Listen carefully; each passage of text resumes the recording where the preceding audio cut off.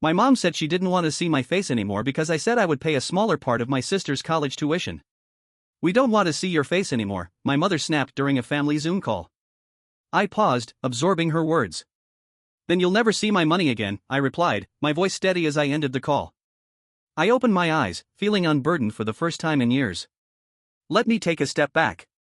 I'm 33 now, and for nearly a decade, I've silently carried the weight of supporting my entire family. After my father lost his job during the 2008 financial collapse, our household spiraled into a cycle of unpaid bills and missed mortgage payments. Someone had to step up. That someone was me, at just 22. While my peers were exploring the world or spending their salaries on festivals and overpriced drinks, I was transferring funds back home. Initially, it was just for food expenses. Then came the house payments. Eventually, I was covering my brother's university fees, my sister's extracurricular activities, and what my mother referred to as her monthly stipend, though there was nothing consistent about it. She'd simply message, "Short this week. Can you assist?" And I always did. No one ever checked if I was okay. Nobody said thank you. What I received instead were bitter comments. My mother disapproved of the fact that I stopped attending church. My father dismissed my marketing career as fake work. My brother mocked the size of my apartment. My sister accused me of being distant because I didn't drive 4 hours every weekend to visit, ignoring that I was the one covering the very mortgage for that house they wanted me to visit. Then everything collapsed last Friday. It was meant to be just another regular Zoom call with the family. I was discussing my sister's upcoming semester fees and mentioned that my rent had increased again. I carefully said I might have to reduce some of the financial help. That's when my mother leaned closer to the screen and said, "You know what? We don't want to see your face anymore." And she disconnected. I sat there, stunned, staring at the empty screen. I tried messaging her. It bounced back. I had been blocked. I checked my inbox. Silence. Nothing from Dad. Not a word from my brother or sister. They had completely shut me out, like I was some stranger who had let them down. I could have broken down or gotten angry. But instead, I felt calm. Clear. I typed one final message: "You won't get a cent from me anymore." Then I rolled up my sleeves, not for my day job, but to start shutting down every financial connection I had with them. It's strange how fast everything can unravel when you're the one who built it all. That morning, right after I hit send on that final message, I sat at my kitchen table with a fresh cup of coffee and my laptop. For once, I didn't feel rushed.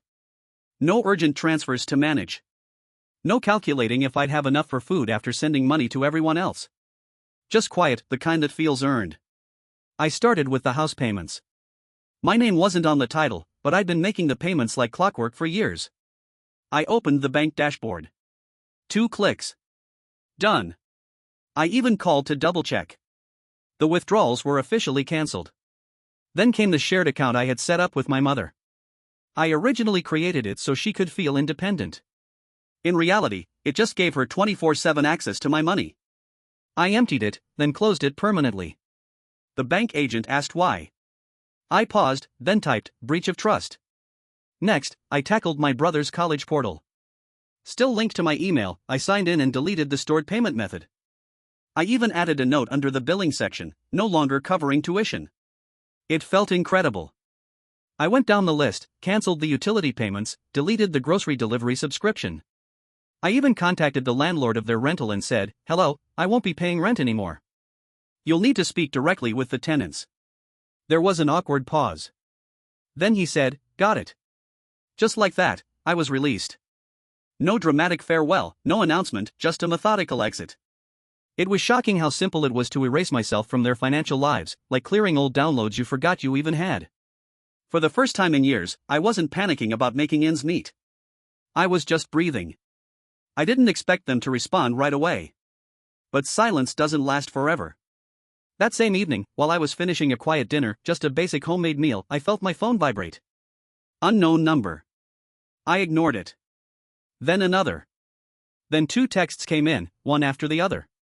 Payment failed for Elijah. Mom is panicking. Call her. No names. No greetings. No context. Just direct commands, as if nothing had changed. A third alert arrived through a completely unfamiliar number. I opened it, and instantly recognized the tone. It was from Aunt Lorraine. "Your mother thinks you're being unreasonable. Whatever's happening, can we just talk this out? I didn't respond. Not out of spite, but because I knew what came next. By sunrise, the volume of missed calls had multiplied. One restricted number left a voicemail. It was my sister, Nora. Her voice was softer than usual, fragile. "I'm not upset," she said. "I just can't get through to anyone. The college reached out. There's an unpaid balance. They said I might be removed from enrollment. Can you please talk to Mom? She's not herself lately. No accusations this time. No guilt trips. Just weeping." And yes, it hit a nerve. But I still didn't respond. Not from anger. Not from coldness. But from years of being stretched beyond emotional capacity. Then my mother tried again. She borrowed someone else's phone and messaged. "Enough already. Let's reconnect, as family should." She called 60 seconds later. Straight to voicemail. This time her voice wasn't sharp. Not entirely. It carried a pleading tone rare for her. "You've made your position clear. We understand," she began. "But this isn't how families act. We've had our faults, but we've always stood together. I don't know what you expect me to say. Are you waiting for me to beg?" Still no apology. No acknowledgement of the words she said. No reflection on the boundaries they had bulldozed. Just a woman who had built her comfort on control and now realized that control had vanished. They hadn't lost a son. They had lost their financial foundation. You might assume that with time, it would get easier to ignore them. But it didn't. It got harder. Because their tone shifted, desperation turned into blame, then revisionist storytelling. Elijah sent me a long message saying I always made things about money, that he never truly asked for help. As though I hadn't paid 4 years of university costs, like it was a casual subscription. Then Nora sent me one line, "I wish it hadn't come to this." Like I had just vanished one day, no context, no cause. After that, another voice note from Mom. I listened once. That was enough. "You think we used you? That's not right. We relied on you because we believed you wanted to help. You never said no. You were strong. You could handle it." And honestly, part of that was true. I had always shown up. But even strong things break. And when people only show affection when the money runs dry, that's not love. It's an exchange. So I cut off everything. I blocked every new number. Shifted all my accounts into private mode. Exited our group chats with a single, quiet departure. No post. No announcement. No retaliation. I just erased myself. And the silence that followed didn't feel empty. It felt like peace. Spring was arriving early that year. I remember sitting with my coffee and thinking, this is mine now. All of it. Not in a selfish way, but in a finally I can breathe kind of way. I opened my laptop and looked at my budgeting app, the same app that used to feel like a battlefield. Now, it looked like a blueprint. I wrote down a few things I'd always put off. Take a trip. Start that studio idea. Spend something on myself. No more, one day, after Nora finishes school. Or, when Mom's car breaks again. No more delaying. Step 1, I bought a plane ticket. Destination, Sedona, Arizona. No stops. Window seat. I didn't tell anyone. Didn't post about it. No one needed to approve anymore. Step 2, I booked a call with a business mentor I'd followed for years. I'd had an idea buried in the back of my mind for so long, a branding and visual design studio for local creators and entrepreneurs. I'd spent years building everyone else's dreams. Now it was time to build mine. That day, I did more for my future than I had in 5 years. No alerts. No last-minute Venmo requests. No shame. Just the quiet hum of possibility. But cutting off phone numbers didn't erase the memories. They came back quietly, like echoes you didn't know were still living inside you. I'd be walking to the store and suddenly remember how Mom used to text every Sunday morning at 9 a.m. on the dot. Did the deposit go through? No good morning. No how are you? Just a prompt. A cold ping for provision. Or I'd be standing in the dairy aisle, reaching for a block of cheese, and freeze. Not because I didn't want it, because I'd learned to associate small indulgences with guilt. Once, years ago, Dad had seen me wearing a clearance jacket and muttered, "Nice to see you've got money for luxuries while we're scraping by." It wasn't generosity they were after. It was power, quiet, disguised control that cloaked itself as closeness. That's the part no one warns you about. Control doesn't always shout. Sometimes it just asks nicely, often, and without pause. The initial stretch of isolation was deafening. Because for the first time in forever, I had to ask myself, who am I if no one needs me? And if I'm honest, I didn't know yet. But I was learning. I started going to small art exhibits on weekends, solo. I picked up an old notebook and began sketching again. Tiny things. Observations. Little flickers of who I used to be. I began collecting them, like pieces of a person I once buried under everyone else's emergencies. Some days, I'd still unlock my phone expecting an unknown number to sneak past my blocks. But none came. Maybe they gave up. Or maybe they finally realized I wasn't bluffing. There's a strange sadness that sets in, not when you miss people, but when you realize just how much of yourself you gave away without noticing. I'd spent nearly a decade operating like a ghost. I relocated to stay hidden, so they couldn't ask questions when I wired money. I worked night shifts, not to learn or grow, but to afford textbooks and grocery deliveries for other people. I never pursued a relationship, not because I wasn't interested, but because I never felt stable enough to offer someone a life that was mine. How could I build something new on top of something I didn't even own? After cutting the cord, I began rebuilding, not just financially, but emotionally. One afternoon, I opened a storage box and found a weathered notebook. Inside were things I had written in my early 20s, ideas, sketches, loose plans. One page stood out. It read, I want to create a space where people feel safe to build, messy, vibrant, imperfect, but real.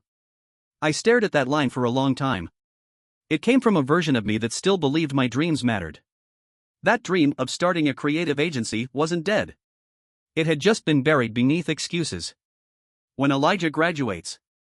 Once Nora finds her footing. After mom stabilizes. Always after. Always later. No more. I emailed a realtor about available workspaces. I signed up for a local startup accelerator course. I reached out to people I drifted from, not family, but friends I had unintentionally abandoned because I didn't think they'd understand. And I told them the truth. I'm finally building something for me. Their replies rolled in quickly. I was wondering when you'd come back. We missed you. I hadn't vanished. I'd been buried. But now I was resurfacing.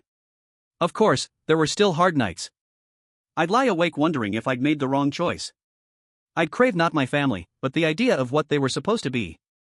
But those feelings didn't last long. Not anymore. What lasted was the stillness. The silence not soaked in dread. I watched my bank balance stabilize. I doodled in my notebook without justifying it. I no longer played the role of safety net for people who never offered me the same. I became my own safety. 2 weeks passed. No contact. Then, like clockwork, another attempt came. This time, it wasn't loud. It was strategic. A message popped up on my social media from a cousin I hadn't seen in years. Hey. Your mom mentioned you've been quiet lately. She's worried.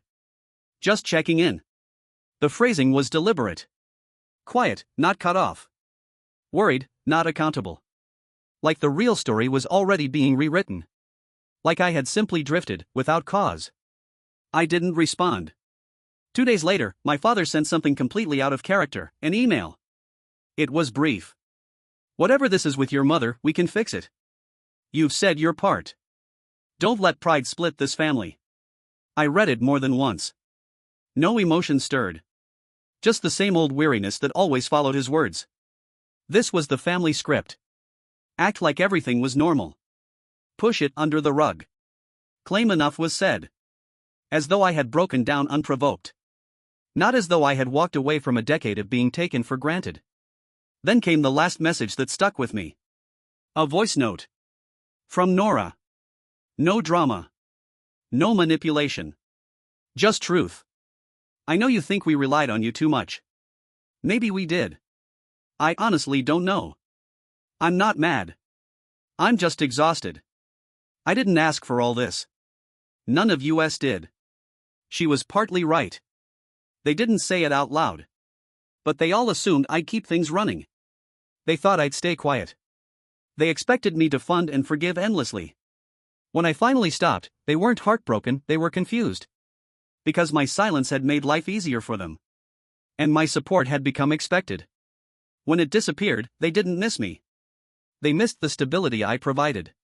And deep down, I think they realized it. Not because I slammed a door, but because I simply stopped answering. That same week, I paid the first invoice for my new workspace. It was modest, exposed beams, squeaky floors, windows that didn't shut quite right. But when sunlight filled the back corner each afternoon, it felt like something sacred. I signed the lease with steady hands and a strange feeling in my chest, not excitement, not fear, peace. It was mine. Not something borrowed. Not something co-owned. Not a thing I'd have to surrender the moment someone else needed saving. I bought paint white for most of the space, sage green for one large wall. Something about that wall made the place feel full of energy. I built a large table. Bought mismatched chairs. A friend stopped by with books on creativity. Another helped hang shelves. I told no one. Posted nothing. No grand announcement. I just opened the door, took a seat, and let myself breathe. Some days, I still hear echoes. Little things my family used to say, voices tucked in corners of my mind. Why don't you come back more often? Nora could use help with her supplies. You know your mom's bad with money. That design work, is that even a real job? But those words feel faded now. They don't reach me anymore. I don't fold under them. I don't question my choices. I'm not the ATM. Not the family's emergency exit. Not the name on their bills. I'm just me. And for the first time, that is enough. Spring came early that year. Warm winds arrived weeks ahead of schedule. Trees bloomed too fast, like they were eager for the next chapter. One evening, I was walking back from the studio when a new number lit up my screen. I hesitated. Then, I answered. Hi, said Nora. Her voice was quiet. They want to meet for dinner, she said. Just to talk. No pressure. I told them I'd check with you first. There was a pause. I could hear the hope in her silence. The careful waiting. I think they actually miss you now, she added. I didn't speak right away. I let the quiet stretch. Then I asked, did anyone ever say sorry? She sighed. They didn't use the word. They just talked about wanting to move forward. There it was. The same pattern. Skip the truth, act like nothing happened. I'm not coming, I said. Why not? Her voice trembled, not angry, just puzzled. Maybe even scared. Because moving forward without honesty isn't healing. It's pretending. And I'm done pretending. Another pause. All right, she whispered. I guess I'll see you sometime. I didn't reply. We both knew she wouldn't. The following weeks were quiet. No unknown numbers. No carefully worded texts. No cousin outreach campaigns. It felt like they had finally accepted it. I wasn't returning. Not for tuition. Not for groceries. Not to pretend nothing happened. I had stepped out of their story. And what remained was not absence. It was calm. That stillness gave me room to finally do the things I always delayed. I hosted a branding workshop in my studio. 5 attendees. One cried after signing their first client. They left a thank you note. I pinned it on the green wall. I reconnected with someone I hadn't spoken to in years, not out of neglect, but because I'd convinced myself I didn't deserve people who didn't need me. We had dinner. She laughed at my corny jokes. She asked about my work and actually cared about the answers. I told her the whole story. No edits. No minimizing. And she just listened. I started saving money for myself. Booked another trip, not to run away, but to explore something new. Every now and then, I'd glance at my phone and think. So this is what peace feels like. Not silence soaked in tension. Not guilt disguised as duty. But freedom. And when I look back, I don't regret the years I gave. They taught me how deeply I could care. And I don't regret the day I stopped. Because it showed me how deeply I could care for myself. Thank you for watching the video, like it if you watched the video to the end and don't forget to subscribe. Have a nice day.